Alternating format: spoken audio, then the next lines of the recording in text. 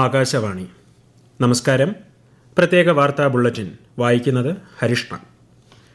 പാവപ്പെട്ടവരുടെ പ്രശ്നങ്ങൾ പരിഹരിക്കുന്നതിൽ ക്രിയാത്മക ചിന്തയുടെയും ഡിസൈൻ സങ്കേതങ്ങളുടെയും പ്രാധാന്യം അടിവരയിട്ട് രാഷ്ട്രപതി ദ്രൗപദി മുർമു അഹമ്മദാബാദിലെ നാഷണൽ ഇൻസ്റ്റിറ്റ്യൂട്ട് ഓഫ് ഡിസൈനിന്റെ 44ാമത് ബിരുദദാന ചടങ്ങിനെ അഭിസംബോധന ചെയ്യുകയായിരുന്നു രാഷ്ട്രപതി.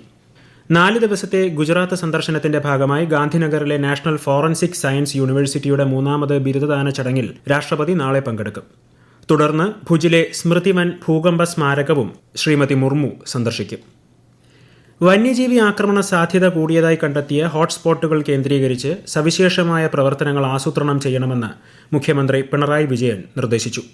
മനുഷ്യ വന്യജീവി സംഘർഷവുമായി ബന്ധപ്പെട്ട് സ്വീകരിച്ചു വരുന്ന നടപടികൾ വിലയിരുത്തുന്നതിന് മുഖ്യമന്ത്രിയുടെ അധ്യക്ഷതയിൽ ചേർന്ന ഉന്നതതല യോഗത്തിൽ സംസാരിക്കുകയായിരുന്നു അദ്ദേഹം. വന്യജീവി സംരക്ഷണ പ്രതിരോധ പ്രവർത്തനങ്ങൾക്കായി വന്യജീവി സംഘർഷം കൂടുതലുള്ള തദ്ദേശ സ്ഥാപനങ്ങളിൽ സന്നദ്ധ പ്രവർത്തകരുടെ പ്രൈമറി റെസ്പോൺസ് ടീം രൂപീകരിക്കാനും തീരുമാനമായി. മേപ്പാടി ഉരുൾപൊട്ടൽ ദുരന്ത ബാധിതരുടെ പുനരധിവാസം സംബന്ധിച്ച് സുപ്രധാന തീരുമാനങ്ങൾ കൈക്കൊണ്ട് സംസ്ഥാന മന്ത്രിസഭാ യോഗം. ടൗൺഷിപ്പിൽ നിർമ്മിക്കുന്ന ഒരു വീടിന്റെ സ്പോൺസർഷിപ്പ് തുക 20 ലക്ഷം രൂപയായി നിജപ്പെടുത്തി. പുനരധിവാസത്തിനായി ആദ്യഘട്ടത്തിൽ എൽസ്റ്റോൺ എസ്റ്റേറ്റ് മാത്രമായി ഏറ്റെടുക്കാനും ഭൂമി 7 സെന്റ് വീതമുള്ള പ്ലോട്ടായി പുനഃക്രമീകരിക്കാനും മന്ത്രിസഭാ യോഗം തീരുമാനിച്ചു.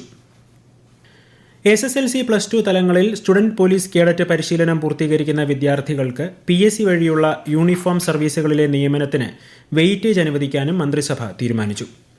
ഉന്നത വിദ്യാഭ്യാസ സ്ഥാപനങ്ങളിലേക്കും സ്റ്റുഡന്റ് പോലീസ് കേഡറ്റ് സംവിധാനം വ്യാപിപ്പിക്കുന്ന കാര്യം പരിഗണിക്കും. സംസ്ഥാനത്തെ ആശാവർക്കർമാരുടെ ജനുവരി മാസത്തെ ഓണറേറിയം കുടിശ്ശിക സർക്കാർ അനുവദിച്ചു. ഇതോടെ നൽകാനുണ്ടായിരുന്ന 3 മാസത്തെ കുടിശ്ശികയും സംസ്ഥാന സർക്കാർ കൊടുത്തു തീർത്തു. ആശാവർക്കർമാരുടെ ഓണറേറിയം വർദ്ധിപ്പിക്കുന്നത് സംബന്ധിച്ച് ധനവകുപ്പുമായി ചർച്ച നടത്തുന്നുണ്ടെന്ന് മന്ത്രി വീണ ജോർജ് തിരുവനന്തപുരത്ത് മാധ്യമങ്ങളോട് പറഞ്ഞു. പാതയോരം ഉൾപ്പെടെയുള്ള പൊതുസ്ഥലങ്ങളിലും പുറമ്പോക്കുകളിലും അനുമതിയില്ലാതെ സ്ഥിരമായോ താൽക്കാലികമായോ കൊടിമരങ്ങൾ സ്ഥാപിക്കുന്നത് വിലക്കി ഹൈക്കോടതി. നിലവിൽ അനുമതിയില്ലാതെ സ്ഥാപിച്ചിട്ടുള്ള എല്ലാ കൊടിമരങ്ങളും നീക്കം ചെയ്യുന്നതിനുള്ള സർക്കാർ നയത്തിന് 6 മാസത്തിനകം രൂപം നൽകണമെന്ന് ജസ്റ്റിസ് ദേവൻ രാമചന്ദ്രൻ ഉത്തരവിൽ വ്യക്തമാക്കി. നടപടികളിലെ പുരോഗതി സംബന്ധിച്ച് തദ്ദേശ സെക്രട്ടറി 1 മാസത്തിനകം റിപ്പോർട്ട് നൽകാനും കോടതി നിർദ്ദേശിച്ചു. കേരളത്തിന്റെ തീരപ്രദേശത്ത് കടൽ മണൽ ഖനനം നടത്തുന്നതിൽ സംസ്ഥാനത്തിന്റെ വിയോജിപ്പ് നേരത്തെ തന്നെ കേന്ദ്രത്തെ അറിയിച്ചതാണെന്ന് മന്ത്രി പി രാജീവ്. ഇതുമൂലമുണ്ടാകുന്ന പാരിസ്ഥിതിക പ്രശ്നങ്ങളും മത്സ്യത്തൊഴിലാളി മേഖലയിലുണ്ടാകുന്ന പ്രത്യാഘാതങ്ങളും ചൂണ്ടിക്കാട്ടിയാണ് കേന്ദ്ര സർക്കാരിന് കത്ത് നൽകിയതെന്നും അദ്ദേഹം സെക്രട്ടേറിയറ്റിൽ വാർത്താസമ്മേളനത്തിൽ പറഞ്ഞു. വെഞ്ഞാറമൂട് കൂട്ടക്കൊലക്കേസിൽ പ്രതി അഫാന്റെ അറസ്റ്റ് പോലീസ് രേഖപ്പെടുത്തി.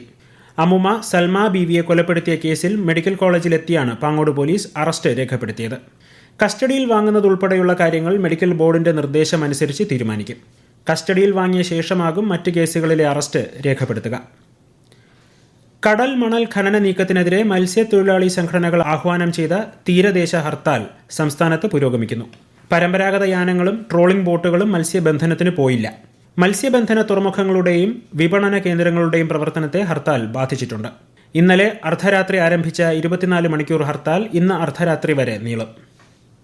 ന്യൂനപക്ഷ ക്ഷേമ വകുപ്പിന് കീഴിൽ മാർച്ച് 31-നകം 1.5 ലക്ഷം പേർക്ക് വിവിധ സ്കോളർഷിപ്പുകൾ വിതരണം ചെയ്യുമെന്ന് മന്ത്രി വി അബ്ദുറഹ്മാൻ.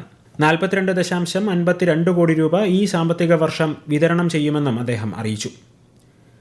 പാലക്കാട് ജില്ലയിൽ ഉഷ്ണതരംഗ സാധ്യത മുന്നിൽ കണ്ട് മുൻകരുതൽ നടപടികൾ തുടങ്ങി ജില്ലാ ദുരന്ത നിവാരണ അതോറിറ്റി. വർദ്ധിക്കുന്ന ചൂട് മൂലമുള്ള ആരോഗ്യ പ്രശ്നങ്ങൾ ഒഴിവാക്കാൻ ജാഗ്രത വേണമെന്ന് ആരോഗ്യ വകുപ്പും നിർദ്ദേശം നൽകി.